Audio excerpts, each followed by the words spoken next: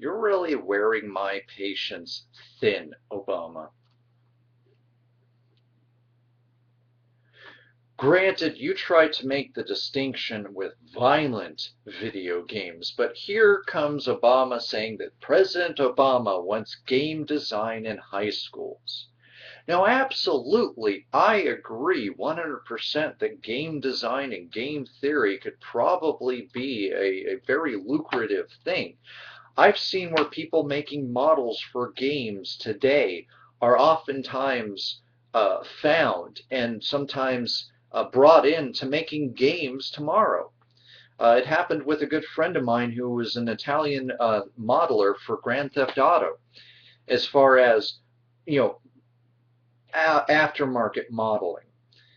And because of his work, he got discovered and found by an Italian software house that later turned into a, what do you call it? Later turned into a New Zealand one, which he was more happy with. But, this guy gained a career by just sort of going with the art, and the money followed. This doesn't always happen, but it is something that's promising here. But article down below, this just pisses me off. You want to spend $10 million to find out if video games, or to be more specific, as I'm sure you'll try to backtrack with it, that violent video games have an effect on our youth, despite the fact that we have decades worth of research to show no correlation. None scientifically, but no, you want Congress to waste, what was it, maybe $10 million to fund a study to answer a question that's already been answered. You want to ignore any and all of the statistics of what violent video games have done to decimate youth violence, aka real life violence, and turn your back on decades worth of research done by people who come from all different walks of life. Some trying to prove Bandura was correct, which I hate you, but fine. And those who are trying to have an actual objective look at what is the truth of this experience. And instead of taking the "we cannot connect these dots" as an answer, you want to waste $10 million at a time when that kind of money really could be going to way better, more deserving things. I know on one hand I want to applaud him for wanting to make this into a thing. We have kids all over the world, one of which is a 9-year-old who has become, I believe, the world's youngest game programmer. Yeah, stick that one in your pipe and smoke it. And we have kids who have an aptitude for making all sorts of games. We have a father-son team who bought a Cessna cockpit and are trying to turn it into a Battlestar Galactica flight simulator complete with a cockpit. I mean, how freaking awesome is that? And can you imagine the skills that both father and son are gaining from this experience?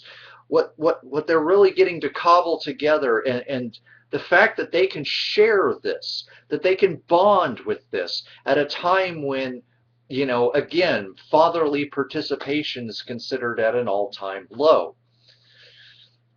So I'm glad about this, but I'm just so sick of the message. I'm sick of the doublespeak, the double standard. Games are bad except for in certain circumstances.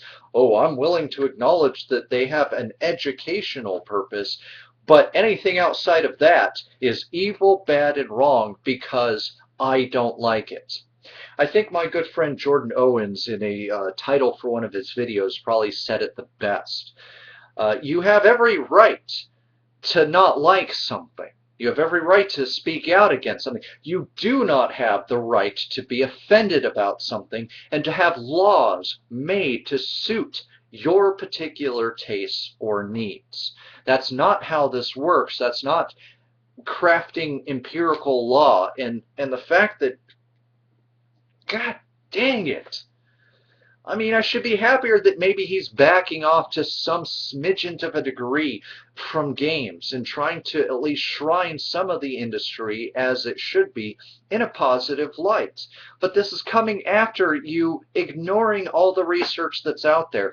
Biden especially ignoring the talks that they had, where the worst that he had said to them at the meeting was that they need to clean up the image of the industry. Outside of that, it didn't seem like Biden was going to suggest actual studies, but no, him and Obama have decided that violent video games, as opposed to violent media with real live action stars committing real, well, not real live, but what would be viewed as real live acts of violence and stunts and explosions and gunplay and all that stuff. No, that's fine. We want to spend $10 million to see if video games are somehow different. They're exempt from the rule and are creating tomorrow's psychopaths. You could pay me $10 and I will show you in triplicate form all of the current research on video games and violence, and the fact that there has been no proven, concrete or otherwise, link between violence and real life violence and violent video game consumption. Uh, you know, if anything, they either stretch to try to make the connection in the studies that try to make a positive correlation, causation, or things of that nature, or they replace the word violence with aggression. We can show that there are aggressive centers in your brain light up when you're playing these games. We cannot show that that then translates into real life action, into real life violence against other people. If anything, I've been violent with my machines, which I've not done in a long time, but gosh, those Nintendo and Super Nintendo days. See, and why didn't that create all sorts of serial killers? Huh? No, it's not the Nintendo games that frustrated us to the point of throwing our controllers to the ground. No, it's these newfangled photorealistic graphic games, right? God, everybody needs to just grow up on this topic. You know, I know that we have holdouts who are trying feverishly to prove that there is indeed a conclusive link, that Bandura was right all along, but they can never make it stick. Why do we need to waste $10 million in taxpayer money for this study? It's superfluous. And that's putting it nicely. Link is down to the article in the underbar.